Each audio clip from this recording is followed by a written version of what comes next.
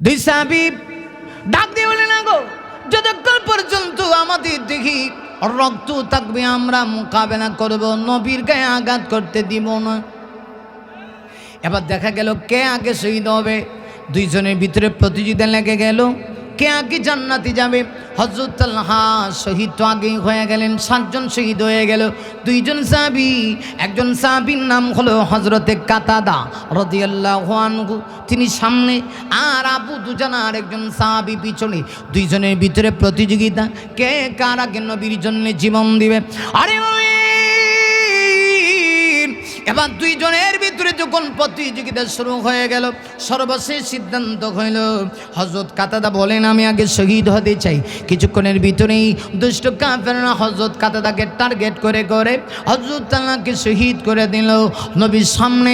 এখন আর কেউ নাই, শুধুমাত্র একজন সাহাবী, নাম হলো আবু দুজানা। আবু দুজানা ছাড়া নবীর সামনে কেউ নেই। আবু দুজানা রাদিয়াল্লাহু আনহু গলা কাটা মুরগির মতো লাফানো শুরু করে দিছে। এই মুহূর্তে না জানি আমার নবীর গায়ে বেঈমান কাফেররা সুযোগ পেয়ে আঘাত করে ফেলে। অযথা আবু দুজানা একটা দৌড় মাইরা সামনে গিয়ে দাঁড়ায় থাকতে পারে না। আবু দুজানা চিন্তা করে দুষ্ট বাহিনী পিছন দিক থেকে আক্রমণ করতে পারে, দৌড়ায় আবার পিছনে আসে, এসে আবার ডান হয়ে দাঁড়ায় থাকে। না, আবু দুজানা চিন্তা করি না জানি আবার ডান দিক থেকে বেঈমান কাফেররা আক্রমণ করে। হযরত আবু দুজানা গলা কাটা মুরগির মতো ছটফট করে করে ডান দিক দিয়ে গিয়া খাড়ায়, আবার চিন্তা করে বাম দিক থেকে না জানি দুষ্ট কাফেররা আঘাত করতে পারে। হযরত আবু দুজানা বাম দিকে গিয়ে দাঁড়ায় আছে। এইভাবে সামনে পিছনে ডানে বামে চতুর্দিকে হেলমেট আমার ভাইরা ডাল হইয়া আমার নবীর সামনে দাঁড়ায়, তিনি নবীর গায়ে যেন আঘাত না পড়ে দুষ্ট কাফেরদের সঙ্গে মোকাবেলা করে। একটা পড়ে হযরত আবু দুজানা শহীদ হয়ে গেলেন। হযরত আবু দুজানা নিজেকে কন্ট্রোল করতে পারলেন না। আবু দুজানা ডাক দিয়া কয়, নবী গো, আমি জীবন দিয়ে দিলাম, কিন্তু আমি থাকা অবস্থায় কেউ আঘাত করতে পারবে না। এবার আমার নবী একা হয়ে গেলেন। একটু লক্ষ্য করে দেখুন, যুদ্ধের ময়দানে আমার নবী একা, সাহাবীরা বিক্ষিপ্ত, কেউ মায়ের খায়, কেউ কিচ্ছু বুঝতেছে না কেন এই অবস্থা হয়ে গেল। আমরা না বিজয় লাভ করছিলাম। ঠিক সেই মনোদেব দুষ্ট কাফেররা এই আওয়াজ পৌঁছে দিল, এখনই সুযোগ যায়, মুহাম্মদুর রাসূলুল্লাহকে শহীদ করে দাও। এই কথা বলা মাত্রই একটা কাফের সুযোগ পাইয়া বিশাল বড় একটা পাথর হাতে উঠাইল। মুমিন রে, পাথরটা হাতে উঠাইয়া আবার নবীজির মাথায় ছিল লোহার টুপি বরাবর পাথরটা চলে মারল। আরে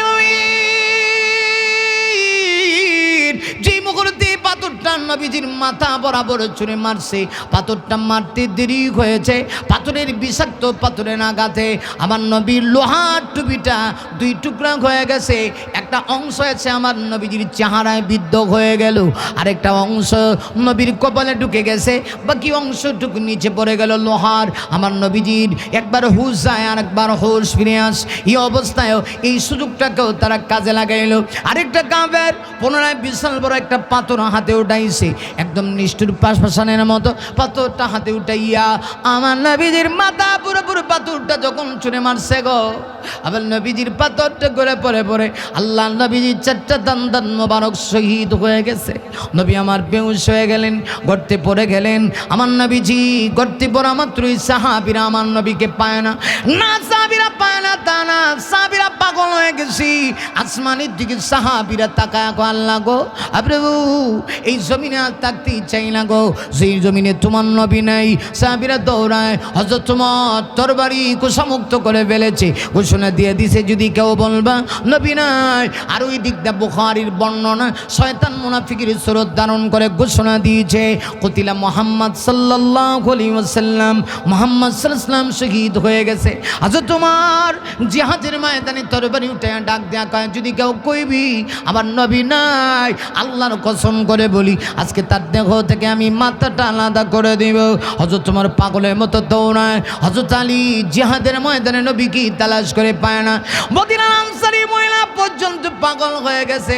ডাক দেয়া কয় নবী নেই, এই জমিনে হাত থেকে কি লাভ? একজন আনসারী মহিলা আশিকা ছিল, নবীর মহব্বত তার অন্তরের ভিতরে ছিল। পাগল নিবেশে আওলা বেশি জিহাদের ময়দানে দৌড়াই দিয়েছে। একজন সাহাবীর সঙ্গে সাক্ষাৎ, মা কোথায় যাও? ওহুদের ময়দানে যাই। কেন যাও গো মা? যাও না, ওহুদের ময়দানে তোমার যে ভাই ছিল আমি দেখেছি তোমার ভাই শহীদ হয়ে গেছে। মহিলাকে আমি জানতে চাই না ভাই আছে কিনা, আমি জানতে চাই আমার নবী বেঁচে আছে কিনা। এই কথা বলে দৌড়ায়। আবার সাক্ষাৎ, মা কোথায় যাও? ওহুদের ময়দানে যাই। না যেও না, ওহুদের ময়দানে তোমার যে ছেলে ছিল শহীদ হয়ে গেছে। মহিলা বলে আমার ছেলে আছে কিনা আমি জানতে চাই না গো, আল্লাহর বন্ধু দুনিয়াতে বেঁচে আছে কিনা একটু বলো না। এমনিতেই মহিলা কোনো জবাব পায় না, সামনে আগা। আরেকজন সাহাবীর সঙ্গে সাক্ষাৎ, জিজ্ঞেস করে কোথায় যা? যুদ্ধের ময়দানে যাই। যাই না গো, আপনার যে স্বামী ছিল স্বামী শহীদ হয়ে গেছে। এমনি মহিলা আওয়াজ দিয়া কয়, নারী সাহাবীরা, যুদ্ধের ময়দানে আমার ভাই, আমার ছেলে, আমার স্বামী বেঁচে আছে কিনা আমি জানতে চাই না গো, আমি জানতে চাই আমার নবী দুনিয়াতে বেঁচে আছে কিনা। আল্লাহর কসম করে বলি, নবীর চেহারাটা তো যদি একবার দেখতে পারি, স্বামী হারাইয়া, ছেলে হারায়া, আমার ভাই হারায়া, অন্তরের ভিতরে যত ব্যথা ছিল সব ব্যথা মুহূর্তের ভিতরে দূরে চলে যাবে। মহিলা ডাক দেখো, আমি স্বামীর খবর নিতে চাই না, আমার ছেলের খবর নিতে চাই না, আমি ভাইয়ের খবর নিতে চাই না। আগে বলো আল্লাহর বন্ধু দুনিয়াতে বেঁচে আছে কিনা। সাহাবীরা পাগল হয়ে গেছে, মনে হয় জিহাদের ময়দানে একটা কিয়ামত জারি হয়ে গেছে। কেউ নবীকে তালাশ করে পায় না। হযরত আলী বলেন, হঠাৎ করে নবীর চেহারাটা আমার চোখে ভেসে উঠছে। আল্লাহু আকবার কইবেন। হযরত আলী বলেন, আমি একটা দৌড় মারছি। হযরত আলী বলেন, আমি একটা দৌড় মারছি, গিয়া দেখি গর্তের ভিতরে আমার নবীজি পড়ে আছে গো। হযরত আলী কাছে গিয়ে আমার নবীর চেহারার দিকে তাকায় হাউমাউ করে কান্না শুরু করছে। হযরত আলী ডাক দিয়া কয়, আল্লাহ গো, আগো প্রভু, তোমার নবীকে এইভাবে রক্তাক্ত অবস্থায় দেখতে হবে, আমি এটা বরদাস্ত করতে পারবো না। আল্লাহু আকবার বলেন। ওহুদের ময়দানে রক্ত জড়ালে দিল কাইমের জন্য, পাথর বুকেও ফুটালে ফুল, মনুষ্য জাতি ছিল শূন্য।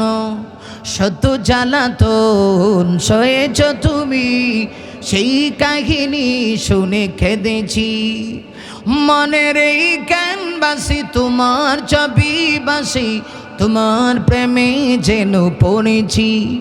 আমি দেখিনি তোমায় চোখের তারায়, তবুও তোমায় ভালোবেসেছি। মনের এই ক্যানভাসে তোমার ছবি বাসি, তোমার প্রেমে যেন পড়েছি। মারহাবা কর। হযরত আলী বলেন, এই শেষ করে দিচ্ছি, কেউ নড়াচড়া করবেন না, আমি একটা মূল পজিশনে চলে আসছি। হযরত আলী বলেন, কাছে গিয়ে দেখি নবীর চেহারাটা পর্যন্ত দেখা যায় না।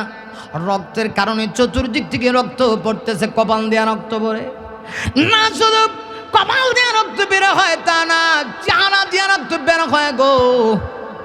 হযরত আলী বলেন, নবীর চারটা দাঁত নাই। আলী রাদিয়াল্লাহু আনহু কাছে গিয়ে ডাক দেয়া কয়, নবী গো, এই জমিনওয়ালার অবস্থা কেমন হতে পারে যারা আপনাকে মাইনা রক্তাক্ত করছে। যে মুহূর্তে হযরত আলী কথা বলেছি, আমার নবী কথা বলতে পারে না।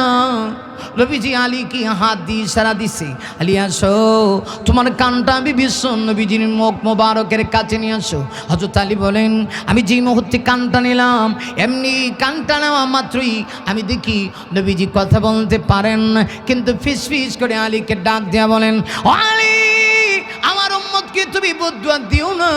উম্মতকে যদি বদদুয়া দাও, আমি কার কাছে দ্বীনের দাওয়াত নিয়ে যাব?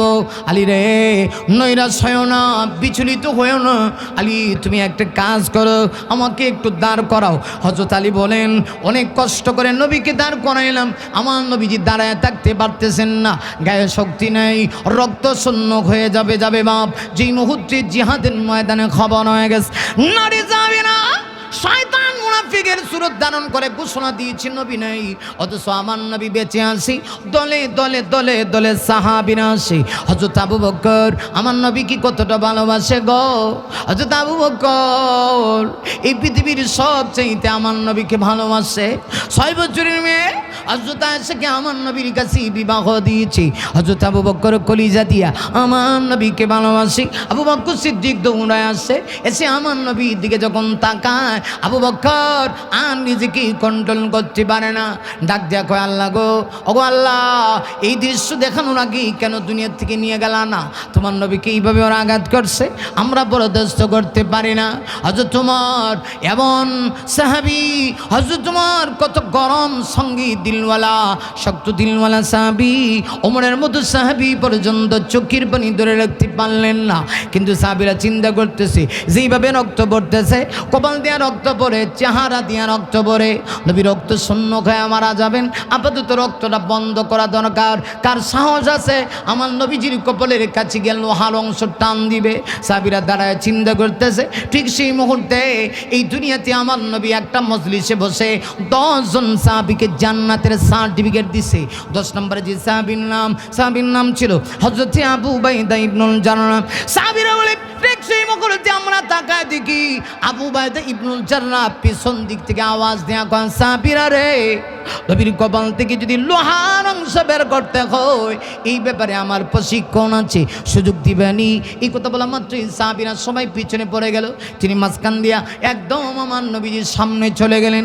আমার নবীর সামনে দিয়া বুখারীতে এসেছে, ওই সাহাবী তার সামনের 4টা দাঁত একত্রিত করলেন, নিচের 2টো, উপরে 2টা, এই 4টা দাঁত একত্রিত করে বিশ্ব নবীজির কপাল মোবারকের কাছে গিয়া আল্লাহকে ডাক দেখো, আল্লাহ গো, ওগো মালিক, আমাকে তুমি নিয়ে যাও, কিন্তু তোমার নবীকে যেন দ্বিতীয়বার কষ্ট দিতে না হয়।